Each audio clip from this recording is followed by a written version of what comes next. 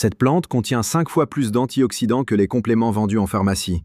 Et pourtant, chez nous, elle pousse librement au bord des routes, ignorée comme une mauvaise herbe. Ce qu'ils ne veulent pas que vous sachiez, c'est que ce végétal, que dans les villages de l'espace post-soviétique on appelle souvent l'argousier sauvage, Hypophae rhamnoides en latin, était autrefois considéré comme un trésor, un véritable lingot orange capable de nourrir, soigner et même sauver des villes entières. Aujourd'hui, on le traite comme un déchet botanique, une impossibilité biologique quand on connaît sa puissance. Un secret enterré sous l'asphalte. Imaginez un instant, sous sa peau solaire, chaque baie concentre jusqu'à 200 mg de vitamine C, alors qu'un comprimé industriel n'en affiche que 60. Et ce n'est que l'entrée du banquet. Oméga 3, oméga 7 rares, flavonoïdes en densité presque insolente. Tout cela dans une tige sèche que les municipalités arrachent pour nettoyer les bords de route. Voilà le conflit. Ce que les anciens estimaient comme un rempart contre la faim et la maladie, l'industrie moderne l'a relégué au rang de broussailles inutiles. Mais revenons en arrière, dans une époque où l'on n'avait pas encore remplacé les haies par le béton, ni les traditions par des codes-barres. Nous sommes en 1241, dans la Russe de Kiev, assiégée par les troupes du Khan Batu. Les greniers brûlent, les routes sont coupées, la famine s'avance.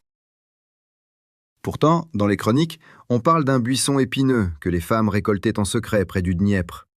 Ces baies acides étaient mélangées à des farines grossières et empêchaient les enfants de mourir du scorbut. Les scribes notent que ce fruit du vent a gardé vivants ceux qui n'avaient plus rien. Hypophae rhamnoides, l'argousier. Plus tard, durant la Première Guerre mondiale, les soldats russes sur le front de Galicie recevaient des onguents à base de cette plante pour soigner les brûlures et les gelures.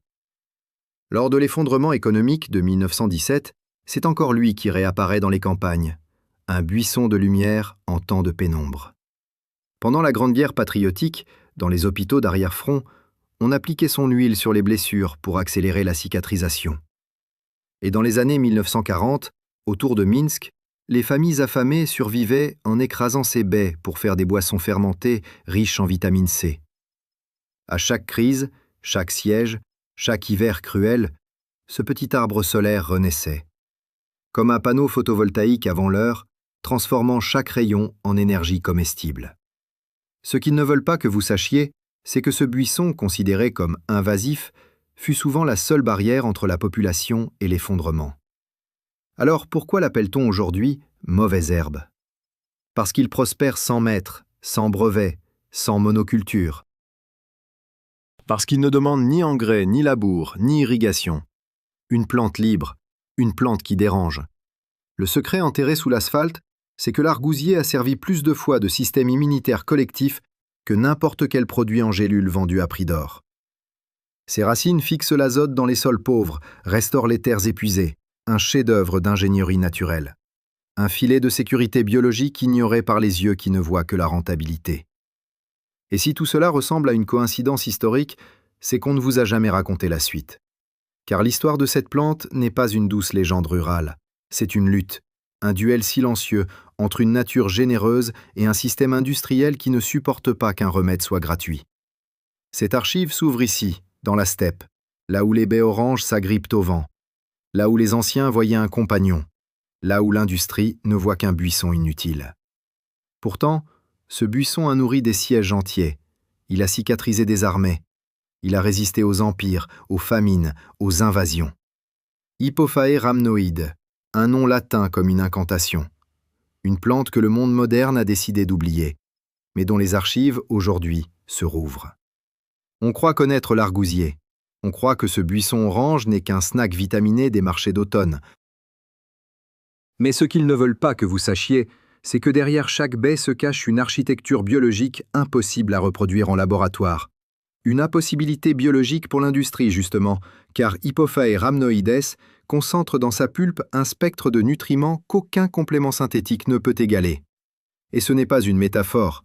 Lors d'analyses réalisées dans les années 1970 dans les laboratoires agricoles de Novosibirsk, on découvre que 100 grammes de baies contiennent jusqu'à 2000 mg de vitamine C, 10 fois plus qu'un agrume importé, et 5 fois plus que les comprimés effervescents vendus en pharmacie. Mais ce n'est que la première fissure dans le vernis des analogues industriels. L'huile extraite de l'argousier sauvage atteint parfois 40% d'acides gras rares, dont l'oméga 7, quasi absent des aliments modernes, mais essentiel pour la régénération des muqueuses et la santé du métabolisme. Comparez. Un supplément d'oméga 7 en gélule contient souvent moins de 3% de palmitoléique réellement absorbable.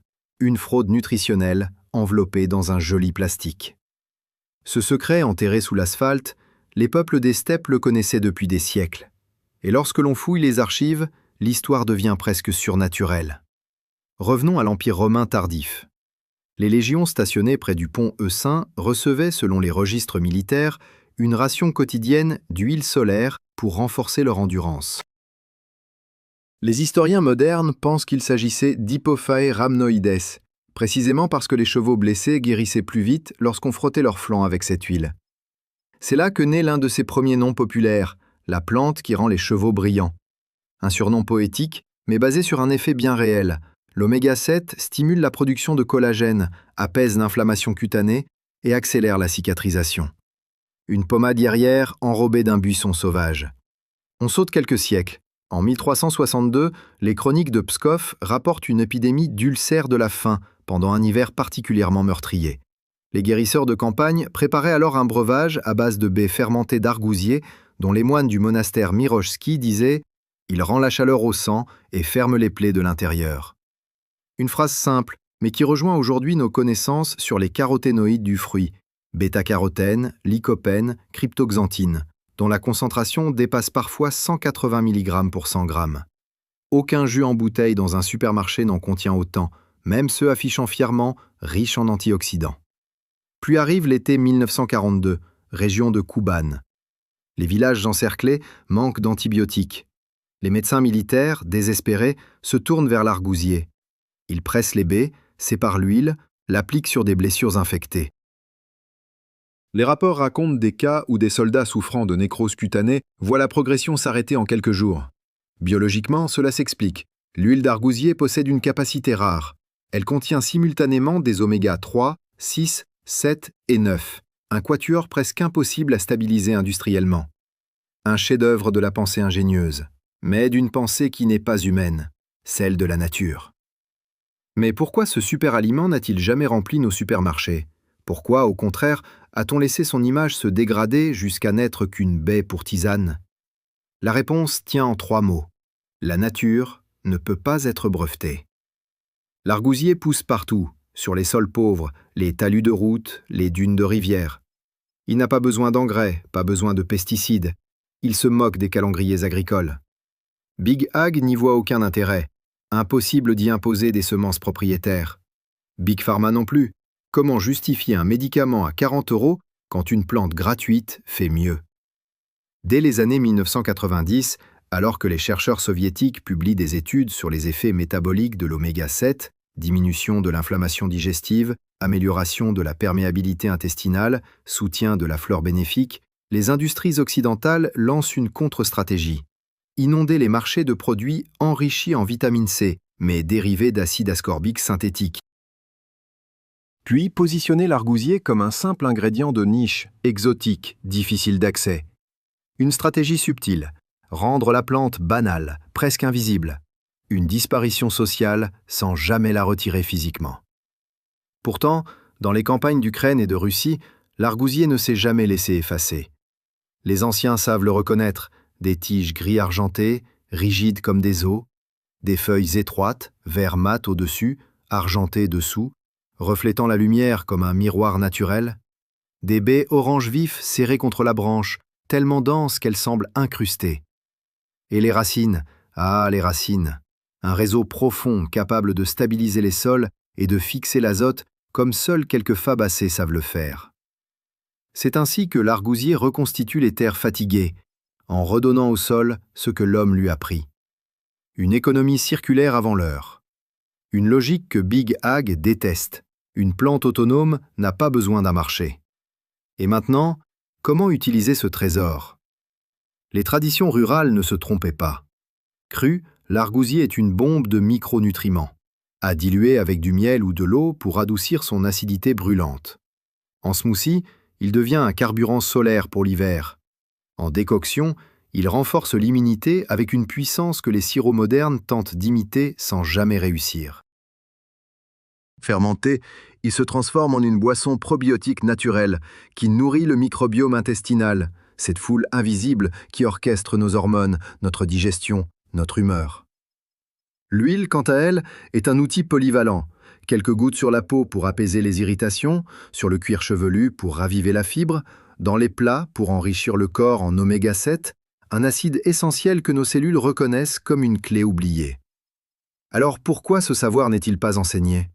Pourquoi ce buisson solaire, omniprésent dans les steppes d'Eurasie, est-il absent des rayons des supermarchés ? Parce qu'il échappe au système. Parce qu'il n'a besoin ni de laboratoire, ni d'arômes, ni de campagne marketing. Parce qu'il rend les gens autonomes. Et l'autonomie n'est pas rentable. Voilà le complot économique que personne ne veut nommer. Pas un complot occulte, un complot banal, un complot de profit. L'argousier, Hippophae rhamnoides, continue pourtant de fleurir.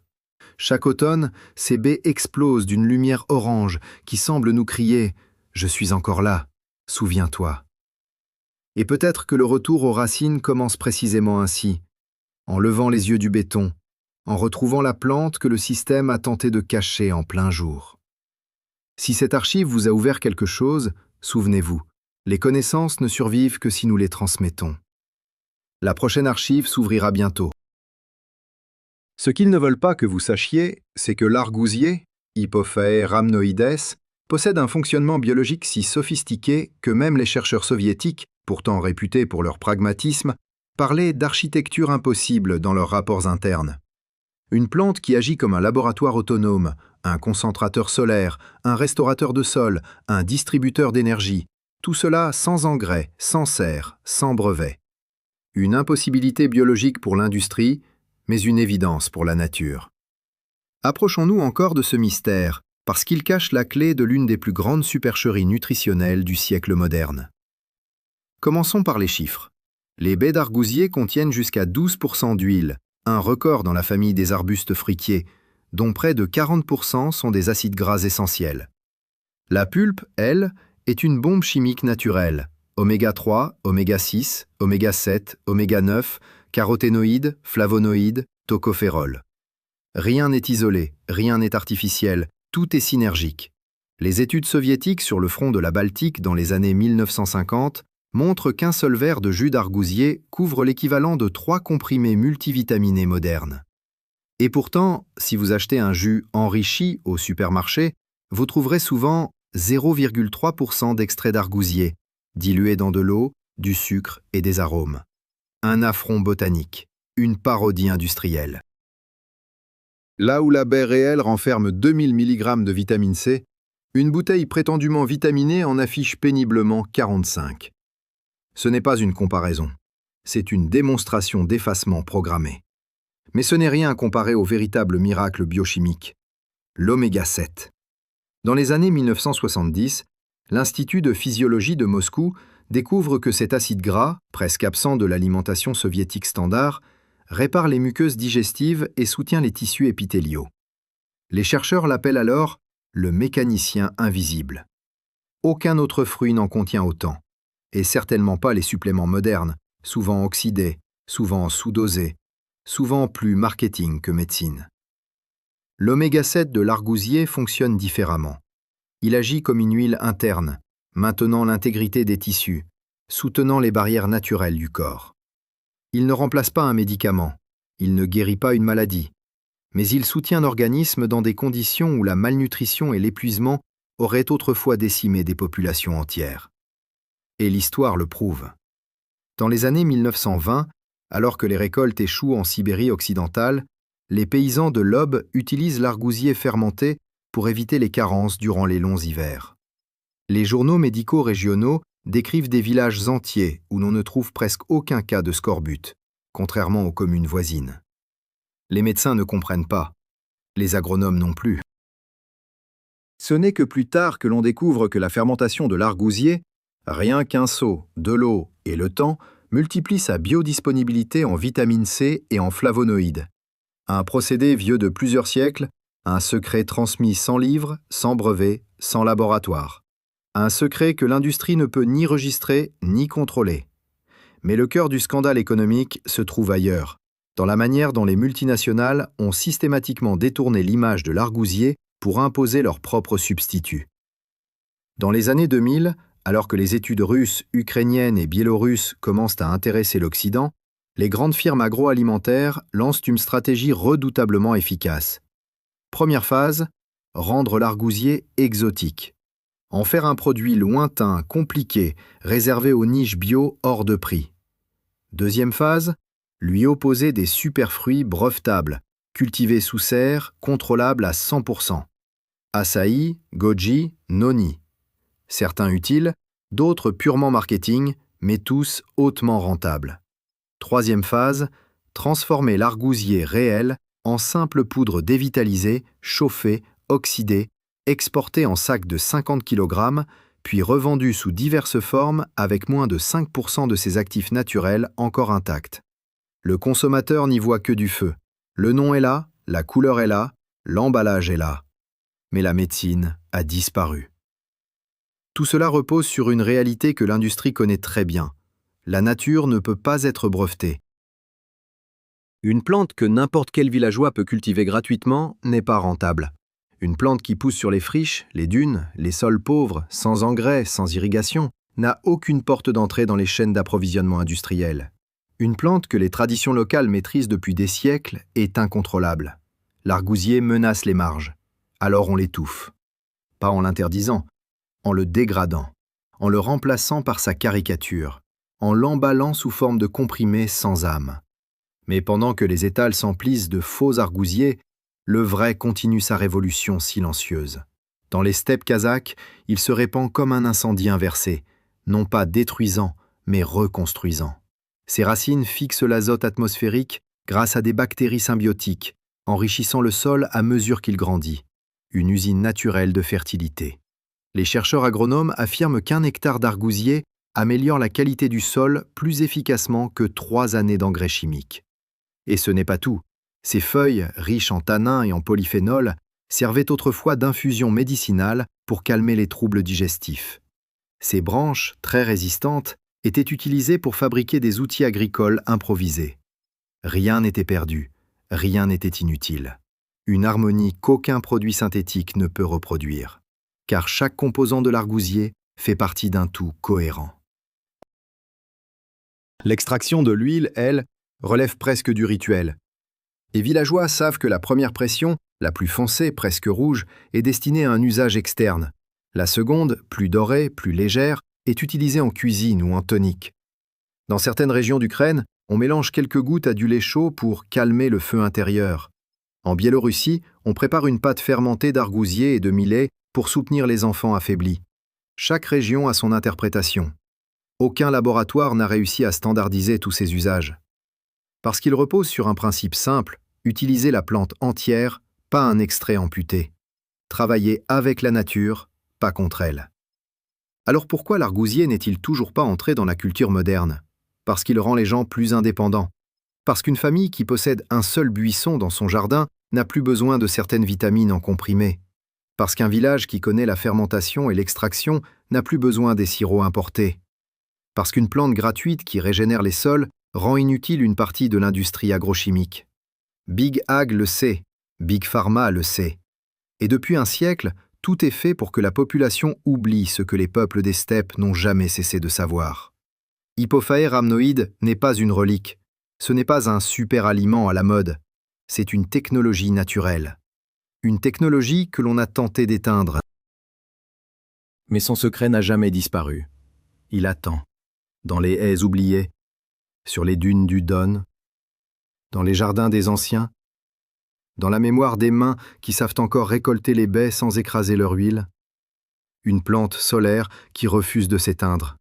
Ce qu'ils ne veulent pas que vous sachiez, c'est que le véritable sabotage autour d'Hypophae rhamnoides ne s'est pas joué seulement dans les laboratoires ou les rayons des supermarchés. Il s'est joué beaucoup plus loin, dans la manière même dont l'industrie a façonné notre perception de ce qu'est un aliment utile et de ce qu'est une plante insignifiante. L'argousier, ce buisson solaire, a été sciemment expulsé du marché, non pas parce qu'il était inefficace, mais parce qu'il était trop efficace, trop résistant, trop autonome pour entrer dans les cases du profit. En vérité, il incarne un modèle totalement incompatible avec l'économie moderne.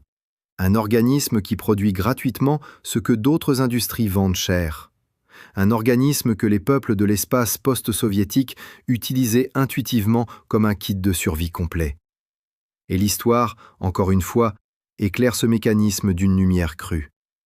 À l'époque des républiques soviétiques, particulièrement dans les années 1960 à 1980, les instituts botaniques d'Alma-Ata, de Kiev et de Minsk accumulent des données considérables sur l'argousier. Des carnets de terrain décrivent comment, au Kazakhstan, des villages entiers consommaient quotidiennement une mixture simple: baies d'argousier écrasées, eau chaude, un peu de millet. Une potion nutritive qui contenait naturellement toutes les vitamines liposolubles, A, E, K, une fraction d'acide gras essentiel et une concentration d'antioxydants impossible à reproduire artificiellement. Pendant les crises alimentaires locales, sécheresse, mauvaise récolte, ces villages affichaient des taux étonnamment bas d'infections respiratoires et de maladies carentielles. Les médecins soviétiques, peu enclins au lyrisme, notaient pourtant dans les rapports internes: les populations utilisant Hypophae rhamnoides présentent une résilience disproportionnée par rapport aux conditions observées. Résilience disproportionnée. Une phrase bureaucratique qui, pour l'industrie moderne, sent le danger. Car l'argousier agit sur plusieurs fronts à la fois. C'est là son impossibilité biologique pour un modèle économique fondé sur un problème égale un produit. Lui, il équilibre les muqueuses, nourrit le microbiome, renforce la perméabilité cellulaire, répare les tissus, stabilise les lipides sanguins, régénère la peau et revitalise le foie. Pas de segmentation, pas de marché spécialisé, pas de profit. Trop polyvalent pour être contrôlable, trop naturel pour être breveté, trop efficace pour être ignoré, mais trop libre pour être accepté. La science moderne, même sous la censure implicite de l'industrie, n'a pas pu cacher certains faits. Exemple, la photosynthèse unique de l'argousier. Ses feuilles étroites, argentées, réfléchissent la lumière et augmentent la capacité de captation solaire, permettant aux buissons de survivre dans des zones arides où d'autres plantes se dessécheraient en quelques semaines.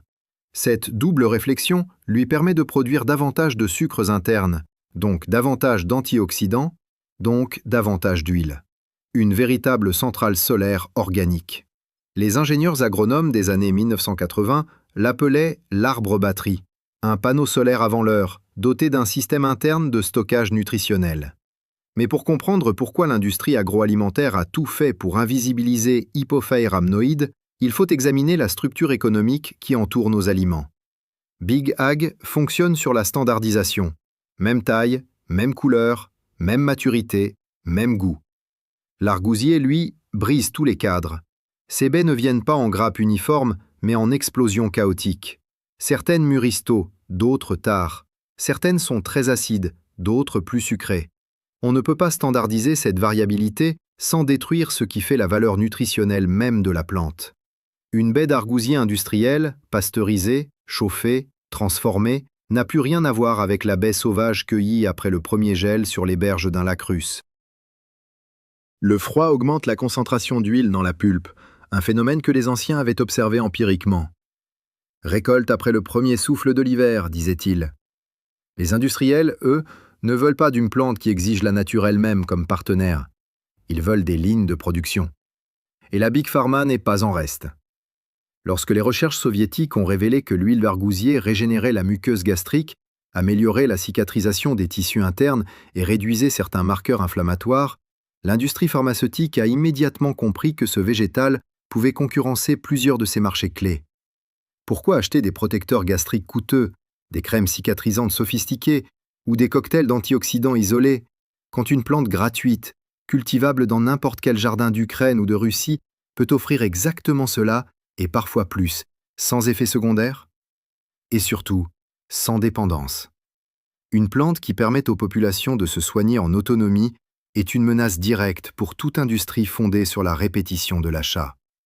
Alors comment neutraliser une menace botanique? Pas en l'interdisant, cela attirerait l'attention.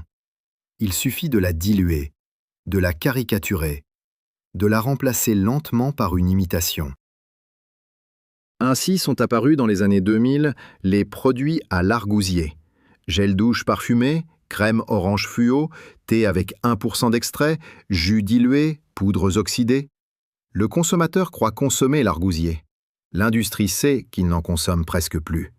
Ainsi, quand quelqu'un dit « J'ai essayé l'argousier, je n'ai rien ressenti », l'industrie triomphe. La plante perd en réputation, alors que le produit qui ne fonctionne pas n'en est pas réellement. Le même sabotage que ce qui s'est passé avec le saut palmetto en Amérique. Une stratégie éprouvée, remplacer la plante par le fantôme de la plante. Pendant ce temps, dans les villages de Polésie, les anciens continuent à faire ce que leurs grands-parents faisaient. Ils identifient l'argousier par ses tiges rigides, presque métalliques, ses feuilles vert-argent qui captent la lumière, ses baies si serrées que la branche semble brûler. Ils le cueillent en glissant une ficelle sous les clusters et en secouant délicatement, un geste hérité d'un autre siècle. Ils le transforment en jus, en huile, en décoction, en pâte fermentée. Ils savent encore que la vraie puissance se cache dans la baie écrasée, dans l'huile rouge, dans la macération lente. Ils n'ont pas besoin d'arômes artificiels, ni d'additifs, ni de slogans publicitaires. Leur médecine est vivante. Et c'est cela que l'industrie ne peut pas accepter. Une plante qui rend les gens indépendants. Une plante qui fonctionne mieux que ses copies synthétiques. Une plante qui refuse la domestication totale. Alors on l'étouffe par le bruit. Trop de produits, trop de versions, trop de marketing. Si tout s'appelle argousier, alors plus rien ne l'est vraiment.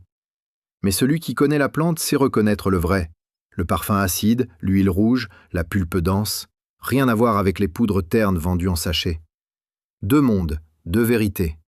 L'argousier sauvage attend encore son retour. Il attend qu'on se souvienne, qu'on regarde de nouveau vers les dunes, les rives, les steppes. Ces baies n'ont pas changé. C'est nous qui les avons oubliées. Mais une connaissance oubliée n'est jamais morte. Elle sommeille, prête à ressurgir à la moindre étincelle. Et cette étincelle, c'est vous qui pouvez la transmettre. Ceux qui ne veulent pas que vous sachiez, c'est que l'argousier, Hypophae rhamnoide, ne s'est jamais contenté d'être une simple baie médicinale. Il est, à sa manière, une carte de navigation vers l'autonomie. Une carte que le système a tenté de brûler, pli après pli, siècle après siècle. Pourtant, chaque fois que la crise frappe, que les chaînes d'approvisionnement se brisent, que l'illusion industrielle se dissout, l'argousier ressurgit comme un phare à travers la tempête. Aujourd'hui encore, il attend au bord des routes, invisible et pourtant flamboyant, offrant gratuitement ce que d'autres vendent sous verre fumé à coups de slogans et de molécules brevetées. Pourtant, comprendre l'argousier demande de quitter un instant les néons et les machines pour revenir au mécanisme simple du vivant. La plante fonctionne selon un principe brutalement logique. Elle transforme chaque contrainte en ressource. Sol pauvre, elle enrichit le terrain grâce à sa symbiose fixatrice d'azote. Froid extrême, elle concentre ses huiles pour protéger ses tissus, ce qui augmente leur valeur nutritive. Dureté du vent et du climat, ses feuilles se couvrent d'un duvet argenté qui réfléchit la lumière, minimisant l'évaporation et maximisant la photosynthèse. C'est ce système d'ingénierie naturelle qui rend l'argousier impossible à domestiquer à grande échelle. Trop adaptatif, trop libre, trop imprévisible pour entrer dans les cases d'un catalogue industriel. En un mot, incontrôlable. Et c'est précisément cette liberté que les anciens savaient reconnaître. En Ukraine, dans la région de Poltava, on racontait que lorsque la terre devenait stérile et que les moissons échouaient, il suffisait de laisser l'argousier pousser 2 ou 3 ans pour que le sol retrouve sa force. En Biélorussie, les guérisseurs de campagne disaient « Là où l'argousier s'accroche, la faim recule ». Au Kazakhstan, les nomades en faisaient des réserves qu'ils transportaient dans des outres en cuir, mélangeant les baies écrasées avec du lait fermenté pour créer un aliment complet, idéal pour les hivers sans fin. Si ces traditions persistent encore dans les villages, ce n'est pas par folklore, c'est par efficacité. Une connaissance qui refuse de mourir. Maintenant, parlons du corps humain, car l'argousier ne se contente pas de nourrir, il répare. Ces caroténoïdes, jusqu'à 180 mg pour 100 g de baies, agissent comme des mécaniciens internes. Ils consolident les parois cellulaires, freinent l'oxydation, protègent les membranes. Ils ne remplacent pas les traitements médicaux lorsque la maladie est installée, mais ils offrent un soutien systémique que la plupart des suppléments ne peuvent même pas imiter. L'huile rouge de la pulpe, la fameuse, regorge d'antioxydants capables d'améliorer la régénération cutanée. L'huile jaune des graines, plus légère, soutient le métabolisme lipidique, favorisant le bon cholestérol et stabilisant les membranes internes. C'est un duo que l'industrie n'arrive pas à reproduire. 2 huiles, 2 fonctions, 2 stabilités chimiques totalement différentes, extraites d'un seul et même fruit. Une partition complète jouée par une plante que l'on traite comme une mauvaise herbe. Mais le mécanisme le plus fascinant et le plus menaçant pour les marchés pharmaceutiques se trouve dans l'effet de l'oméga 7 sur le microbiome intestinal. Cet acide gras rare, presque absent de l'alimentation moderne, aide à réparer la muqueuse. Il renforce la barrière qui protège le sang des toxines digestives. Il nourrit les bactéries bénéfiques tout en réduisant l'inflammation locale. Dans un monde où explosent les maladies métaboliques, les troubles digestifs, les allergies alimentaires, ce fonctionnement naturel est une révolution. Une révolution qui, malheureusement pour Big Pharma, ne peut être brevetée. Aucun laboratoire ne peut déposer une propriété intellectuelle sur une symbiose entre une baie et une bactérie intestinale. Alors l'industrie détourne le regard. Elle prétend que l'effet est anecdotique, marginal, mineur. Elle vend des probiotiques lyophilisés, des compléments isolés, des crèmes protectrices, toute une panoplie d'artifices pour remplacer ce que la nature fait d'elle-même depuis des millions d'années. Mais les baies d'argousier, elles, n'ont jamais eu besoin de publicité. Parlons maintenant du concret. Comment reconnaître l'argousier, le vrai, dans un monde saturé d'imitations? Voilà ce que les anciens transmettaient. Des tiges rigides comme du métal, formant un buisson dense, capable de résister aux vents violents. Des feuilles minces, allongées, avec un revers argenté brillant, comme si quelqu'un avait appliqué un voile de lumière. Les baies, elles, ne pendent jamais par grappes comme du raisin. Elles s'accrochent à la branche, serrées, presque incrustées, leur couleur variant du jaune vif à l'orange profond, selon le froid qu'elles ont affronté. L'odeur ensuite, une acidité vive, presque électrique. Rien à voir avec les sirops industriels parfumés. Le vrai argousier sent le vent froid, la résine et le feu interne. Si la plante que vous voyez ne possède pas ces 3 signatures, rigidité, argenture, densité des baies, alors ce n'est pas l'argousier sauvage qui nourrit et soigne depuis des millénaires. Comment l'utiliser? Là encore, les anciens savaient tout. Cru, il secoue le système immunitaire. En purée, il nourrit. En décoction, il réchauffe. Fermenté, il répare. L'huile externe apaise la peau, calmant brûlures, irritations, gerçures. L'huile interne, extraite avec délicatesse, soutient les muqueuses et l'équilibre digestif. Un smoothie avec quelques baies suffit à réveiller l'organisme. Une cuillère d'huile, chaque matin, restructure lentement les tissus internes. Une infusion de feuilles et les digestions lourdes s'allègent. La connaissance n'est pas perdue, elle attend simplement d'être réactivée. Et c'est ici que la réflexion finale s'impose. Pourquoi avons-nous oublié ce que nos ancêtres savaient? Pourquoi avons-nous remplacé des solutions complètes par des substituts segmentés? Pourquoi avons-nous laissé des industries transformer l'abondance en marchandise? La réponse tient en un mot: dépendance.